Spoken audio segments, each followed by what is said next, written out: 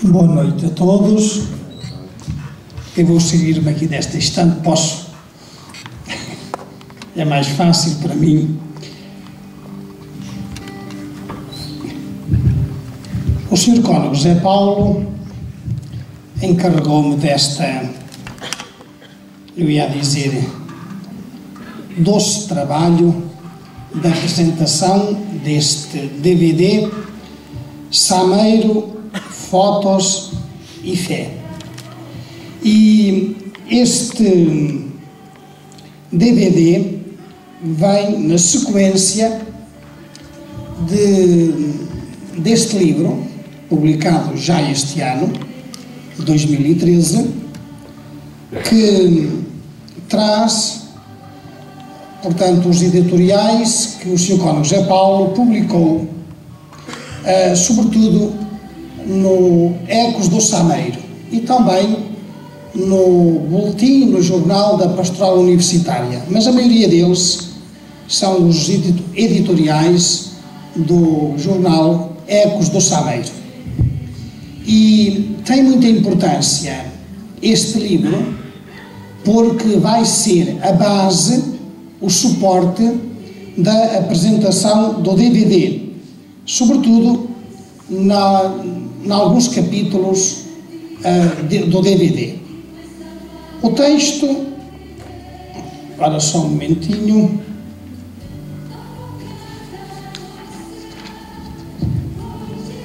O DVD está dividido em 8 capítulos.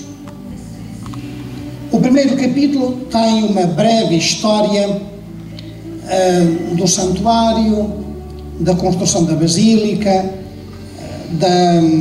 da imagem de Nossa Senhora e todo aquele ambiente próprio do Sameiro. O segundo capítulo, o segundo, o terceiro, quarto, quinto e sexto são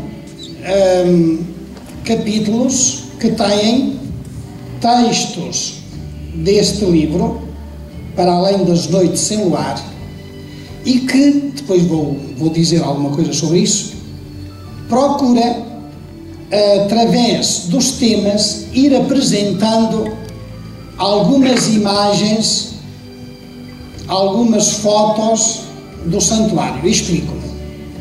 Imaginai que num dos temas, já vamos falar nele, se fala em São Joaquim e Santa Ana, os pais de Nossa Senhora. Então, aparecerá no respectivo capítulo, quando se fala em São Joaquim e Santa Ana, as imagens, as fotos das imagens que temos no Sameiro, de São Joaquim e Santa Ana, ou São José e outras. O capítulo 7º é, ou nós vamos vê-lo no final, para terem um bocadinho de gosto também no texto, são outros olhares. É um pouco, no meu ponto de vista, o resumo daquilo que está para trás. E o 8º capítulo termina com a visita, com o maior, podemos dizer, a visita mais ilustre que teve o Sameiro até agora, que foi no dia 15 de maio de 1982, a visita do Papa João Paulo II. Eu era padre há um mês. Era padre há um mês quando isso aconteceu. Menino e moço, quem haveria dizer que passados 31 anos estaria eu aqui. Vamos ver então 3 ou 4 dados do primeiro capítulo, que me parece muito importante. Vós sabeis que a primeira pedra foi lançada no dia 14 de julho de 1863. E qual foi a razão porque, e o texto dilo, qual foi a razão porque aparece este marco, esta primeira coluna, em honra de Nossa Senhora da Conceição, Senhora do Sameiro? Porque em 1854 o Papa Pio IX, em Roma, tinha declarado o dogma da Imaculada Conceição. E fruto dessa declaração, em toda a Igreja houve um ressurgir da devoção à Imaculada Conceição, que, para além disso, em Portugal, e também na Espanha, mas em Portugal, tinha tido ao longo da nossa história, lembrei, o Santuário de Nossa Senhora da Conceição, em Vila Viçosa, lembremos o juramento que os doutores da Universidade de Coimbra tinham de fazer da defesa do dogma da Imaculada Conceição e outros. Houve assim momentos na nossa história que marcaram a devoção a Nossa Senhora com o título da Imaculada Conceição. E estamos a lembrar também, falámos em Vila Viçosa, o nosso rei do João IV foi o voto que fez não usar em coroa e ser Nossa Senhora declarada rainha. É neste contexto de devoção a Nossa Senhora e da declaração do dogma que aparece, a meu ver, o Sameiro. O Sameiro, podemos dizer, é uma resposta portuguesa, bracarense, do norte, a esta devoção, a este amor a Nossa Senhora com o título da Imaculada Conceição. Como sabeis, o fundador do santuário estava ao túmulo, o padre Martinho António Pereira da Silva, natural de Semelho, que em 1871 fez colocar no cume da montanha uma imagem de Nossa Senhora da Conceição. Depois, em 1863, foi lançada a primeira pedra da Basílica, da Igreja do Sameiro. Em 1877, a igreja foi sagrada. Passado pouco tempo, passado poucos anos, de facto a construção foram 14 anos, o que é pouco. Em 7 de agosto de 1878, chegou de Roma a imagem de Nossa Senhora do Sameiro, obra do escultor italiano Eugenio, se eu não pronunciar bem, desculpem, Macagnani, que morreu em 1930, este homem. Em 12 de junho de 41 foi a sagração do altar da Basílica do Sameiro. Em 53 foi inaugurado o monumental cruzeiro, obra do arquiteto David Moreira da Silva. Em 79, 17 de junho, já recentemente, foi inaugurada a cripta que temos hoje. Em 15 de maio de 82, como já referi, a visita de João Paulo II. Em 3 de junho de 84, inaugurada a estátua a João Paulo II. A 8 de dezembro de 2004, na comemoração dos 150 anos da proclamação do dogma da Imaculada Conceição, o Papa João Paulo II, através de um seu delegado, dá ao santuário, podemos dizer, a maior das condecorações, das distinções que se concede a um santuário, que foi a Rosa de Ouro.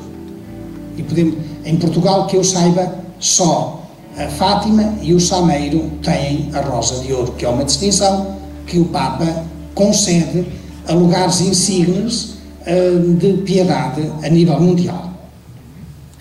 Este é o primeiro capítulo que aparece no DVD.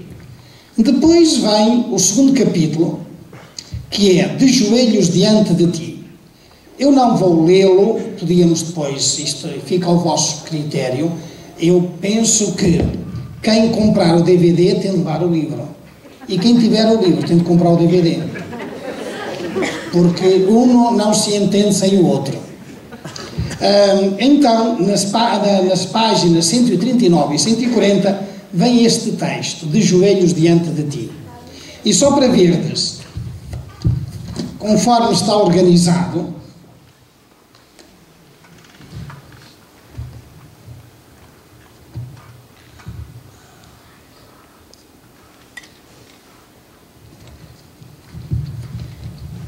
primeiro, o ler é um gosto, porque o Sr. Cônego José Paulo escreve muito bem, e por isso é um gosto ler. Mas é só para veres um pouco aquilo que eu vos queria dizer há pouco, a relação entre o texto e as imagens. Eis-me de joelhos diante de ti. Trago comigo o sol, a lua, as nuvens, as estrelas, a terra, os mares, os rios, os animais, etc. E como é que aparece neste capítulo, à medida que se vai lendo este texto, com voz do Sr. Cônego José Paulo, se nós começamos, eis-me de joelhos diante de ti, já estáis a ver que aparece a Senhora do Sameiro. Depois, quando se fala, trago comigo o sol, a lua, as nuvens, vem aqui um pôr do sol lindíssimo, vem romeiros, aqueles que vão, os que se encontram diante de ti. E assim sucessivamente. Claro que depois diz assim, olha pelos avós. Quem é que aparece? O São Joaquim e a Santa Ana, que são os avós do menino. Depois diz assim, eles, não os deixes morrer de solidão, nem mirrar por entre esquecimentos, etc, etc, etc. Este é o primeiro capítulo. O segundo capítulo é, peço-te muito, ajuda os que mais precisam. É um texto que se encontra nas páginas 149 e 150. E também é muito interessante, já vou dizer porquê, foi na minha leitura, é assim, ajuda os que mais precisam. E começa o texto pelas bodas de Caná. Uma das cenas onde mais gosto de apreciar a tua conduta, mãe querida, é nas bodas de Caná. E à medida que se vai dizendo este texto, aparece uma cena das bodas de Caná que se encontra lá em cima na Basílica. Depois diz assim, a primeira aparição, etc. O novo casal ficou apreensivo e inquieto. A festa do amor estava ameaçada, isto é, faltava o vinho. O que é que aparece? Imagens da hospedaria, com pessoas a almoçar. Ou almoçar ou a jantar, eu presumi que seria o almoço. Depois, o casal começou a passar por um mau bocado, corria até o perigo de os convidados se darem conta que faltava. Então, aparece também aqui, junto com o almoço, uma imagem do porco no espeto. Depois aparecem as imagens da Basílica iluminada, à medida que se vai lendo, etc, etc, etc. Eu penso que é só para vermos, para estabelecermos a relação entre os textos e também é uma maneira muito simpática e muito atraente de ir apresentando, a partir de um texto já publicado, as várias imagens e fotos do santuário. Depois vem uma outra, o capítulo 4, forte, suave, poderosa intercessão da Nossa Senhora, que é nas páginas 141 e 143, em que aparece muito aqui Maria Intercessora, as imagens da cripta, os azulejos, também aparece aqui muito o modo como Nossa Senhora, a devoção de Nossa Senhora se foi estendendo ao longo do nosso país. É o capítulo 4. Depois, no capítulo 5, mesmo assim tu acreditas, que é a questão da fé, que aqui aparece, e também aparecem aqui, claro, a imagem da Santíssima Trindade, os fontanários, imagens de peregrinos, exteriores do santuário, aparece o Senhor da Agonia, das dificuldades, é o pano de fundo deste capítulo 5. Depois vem o capítulo 6, que é o capítulo a maior das orações. Tá? Estamos a ver o DVD, estamos a pensar na oração por excelência de quem? Dos cristãos, que é o terço.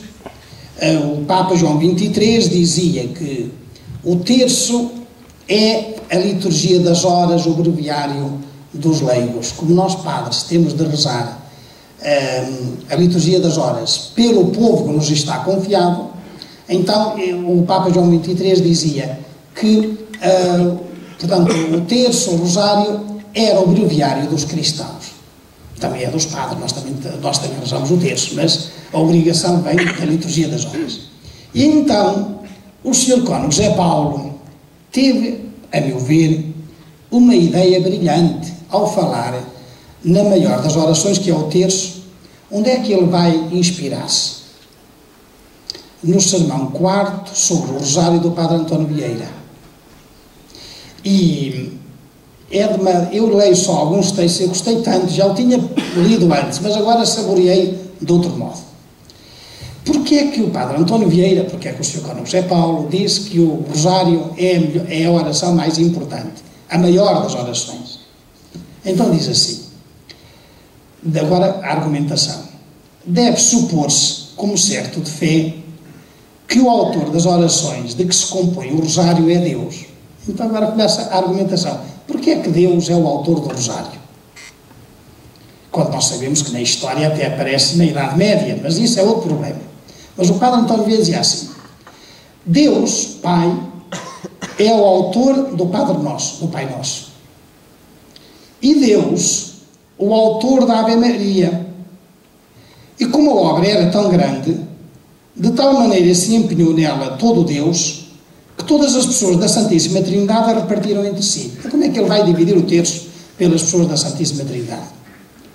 Reparem como é interessante. A pessoa do Filho fez inteiramente o Pai Nosso pronunciado pela sua boca. Sabemos que Jesus ensinou os discípulos a rezar o Pai Nosso. E o que é que ensinou o Pai? Isto nem lembra. O que é que ensinou o Pai? A pessoa do Padre, o Pai, começou a Ave Maria. Porquê? Quem é que a pronunciou? Lembram-se? Na Anunciação é o anjo que diz a Nossa Senhora: Ave, ó cheia de graça, o Senhor está contigo. Então, o que é que pensam? Pensa que é, de facto, o Pai que envia o anjo, mas o anjo diz as palavras do Pai. Então diz assim: a pessoa do Pai começou a Ave Maria, pronunciada pela boca do Filho.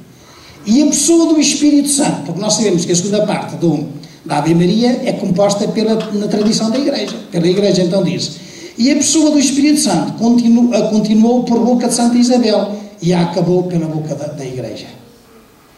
Muito interessante esta argumentação. E depois diz assim, agora só leio este bocadinho, depois o resto é para nós.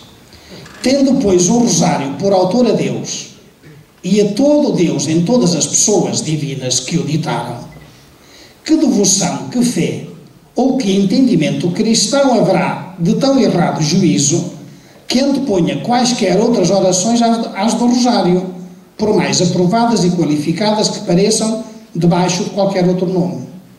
No facto de as orações do rosário terem a autoria de Deus, radicam-se dois privilégios. Primeiro, os que o rezam não podem errar no que pedem, porque pedem o que lhes ensinou Deus. Segundo, Deus não lhes pode negar o que pedirem, porque pedem o que o mesmo Deus lhes prometeu. Está muito interessante. E claro, depois o resto é para vós verdes. O capítulo seguinte é Outros Olhares. E nós vamos ver este capítulo. Vamos vê-lo agora. Em que, partindo de dois cânticos muito bonitos, está aqui o grupo coral cantar-se muito bem, segundo os meus ouvidos, eu não sei música, mas segundo os meus ouvidos, partindo da Salve Regina, de uma Salve Rainha, e da Ave Maria, vai aparecendo a vista aérea do santuário, a ligação muito interessante, entre o santuário e a cidade, porque o santuário é um dos miradouros mais bonitos da cidade, para vermos a cidade. Depois jardins, a hospedaria, o recinto. Portanto, é um pouco o resumo de toda a vida do santuário. Terminando o capítulo 8º, um filme resumo da visita do Papa João Paulo II ao Sameiro. Portanto, é um pouco esta apresentação, dizendo que o DVD tem como que 3 partes. A primeira parte é um pouco de história. Os capítulos que vão do 2º ao 6º são, portanto, temas aqui do livro que vão desenvolvendo algumas das imagens e interiores e exteriores da vida do santuário. O 7º é o que vamos ver, os outros olhares, e depois terminamos com chave de ouro, que é a visita de João Paulo II ao Sameiro. O que implica também para cada um de nós este amor a Nossa Senhora do Sameiro. A gente vou-me adaptando aqui à nossa realidade, que não tem sido fácil para mim, no sentido de ser de outra, eu sou beirão, mas agora começo a ser nortenho, começo a ser minhoto. E uma das coisas que sempre me prendeu, mas desde sempre, é a beleza da imagem de Nossa Senhora do Sameiro. Se a gente se fixar bem no rosto, na maneira como está concebida a imagem, não encontramos Para mim é do mais belo que já tenho encontrado. Claro que, efetivamente, só é mais bonita a Nossa Senhora da minha terra. Sim, mas a nível de estético e a nível de arte é mais feia. Mas, claro, todos temos cá dentro de nós, é como as nossas mães são sempre as mais bonitas. Mas eu aprecio muito, gosto muito da imagem da Nossa Senhora. E portanto, um exercício que podemos fazer é um dia que tenham tempo. Sentem-se lá num dos bancos à frente, na Basílica, fixem-se em Nossa Senhora e vão ver que tem muito que lhe dizer. E ela também tem muito que vos dizer. Porque quando a gente contempla uma obra de arte, e essa obra de arte para nós está ligada a uma outra realidade, a beleza leva-nos a Deus. E aqui, na imagem do Sameiro, Nossa Senhora do Sameiro, penso que a beleza facilmente nos conduz a quem? Ao seu Filho Jesus Cristo. Então, é o desafio que vos deixo, que estes dois elementos possam fazer parte da nossa biblioteca. Porque há aqui, portanto, muita teologia, muito amor também a Nossa Senhora. E no outro, há também esta realidade que depois se concretizou no Sameiro, no santuário, e naquilo que ele significa para nós, que amamos e veneramos a Senhora do Sameiro.